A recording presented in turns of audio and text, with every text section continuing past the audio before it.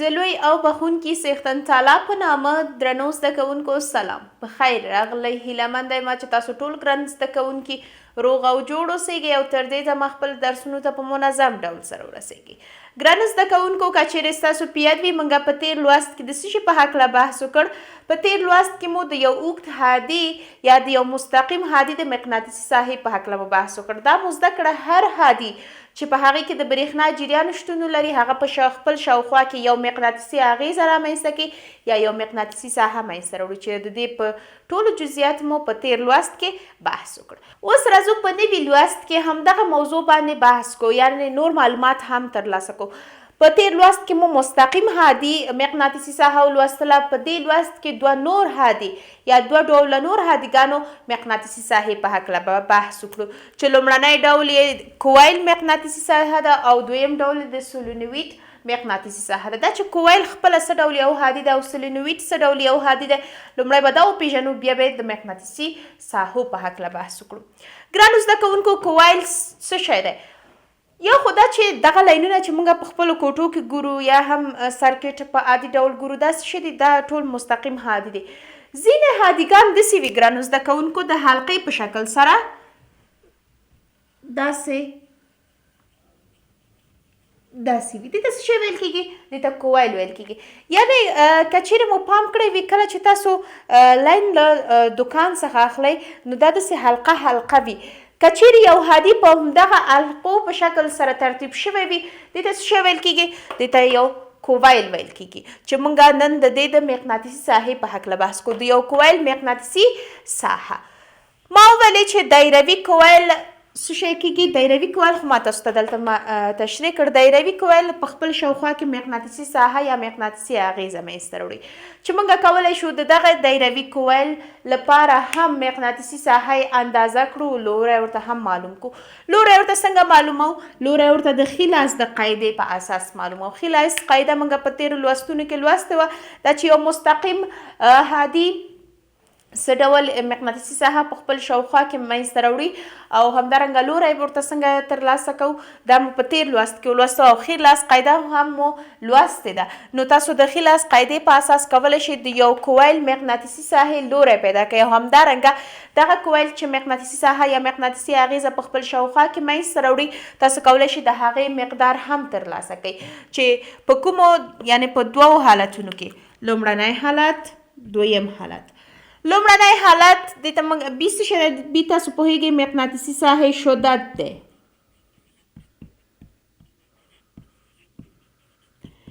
بي د مقناطیسي ساحې شدت دی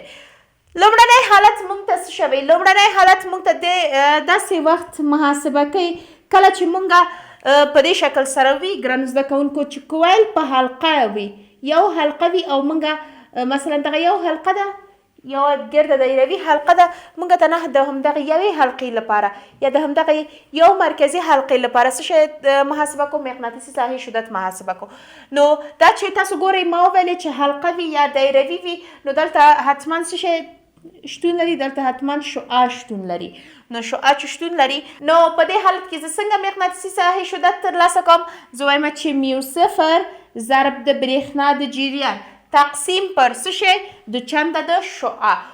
څنګه ترلاسه کېږي شعاع داسې ترلاسه کېږي ما وویلې چې دا په حلقوي شکل یا دایروي شکل سره منځته راغلي د دې د مرکزي نقطې نه منځنۍ نقطې نه تر دغې حلقې پورې چې کومه فاصله ده دا شعاع ده نو تقسیم پر څه شی د چنده د شعاع په دویم حالت کې موږ بیا هم مقناطیسي ساحې شدت ترلاسه کوو په څه ډول حالت کې په داسې حالت کې چې متعددې حلقې وي یعنې ډېر شمېر حلقې وي په دغه شکل سره مثلا څو حلقې یو د بل د پاسه راغلي وي او موږ وغواړو چې د دغې کوایل مقناطیسي ساحې شدت ترلاسه کړو نو بیا هم دلته یو شعاع شتون لري نو زه څنګه کولی شم دا ترلاسه کړم زه وایم چې د مقناطیسي ساحې شدت مساوي کېږي ان څه شی دی د حلقو شمېر ان د حلقو شمېر یعنې څو دانې حلقې دي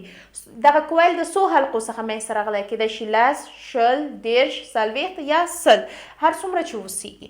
ضرب د څه شی همدغه فورمول میو صفر ضرب د آی پر 2 آر نو دا څه شی دی دا د یو کوایل مقناطیسي ساحې شدت دی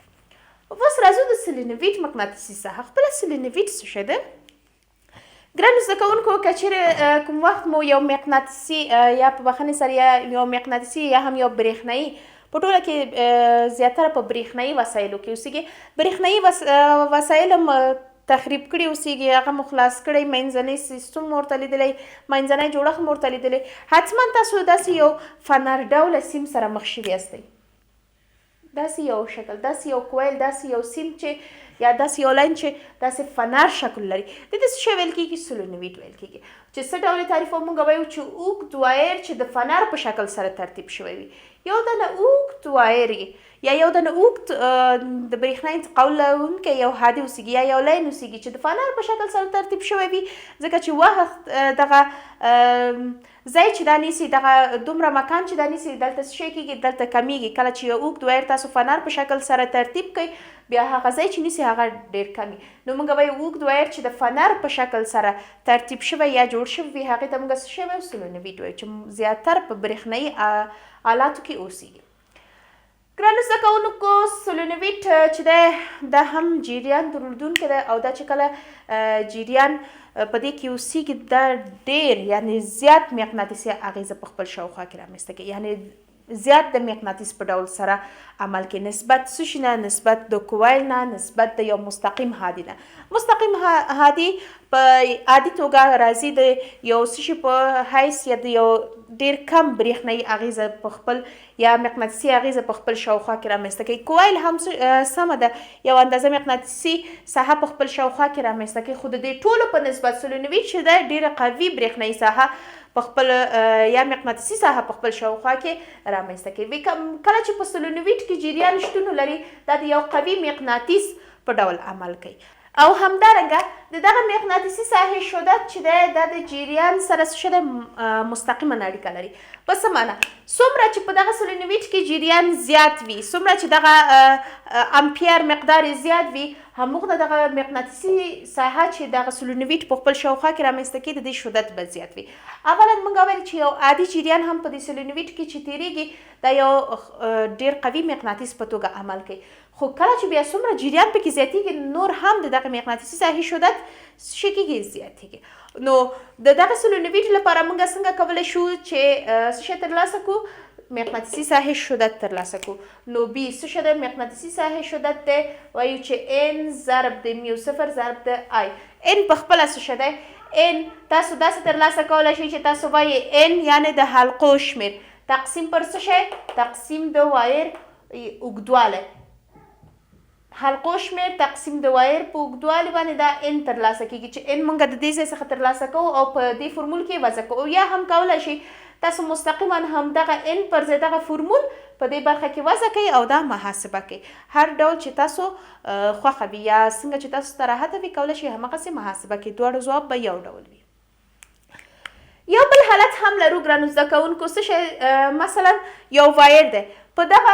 وایر چې د فنر په شکل سره ترتیب شوی یا سولونویټ شوی دی نو دلته تاسو کولی شئ یو اوسپنیزه میله هم کېدی د دغې په منځنۍ برخو کې یعنې د حلقو په دننه کې یو اوسپنیزه میله کېدی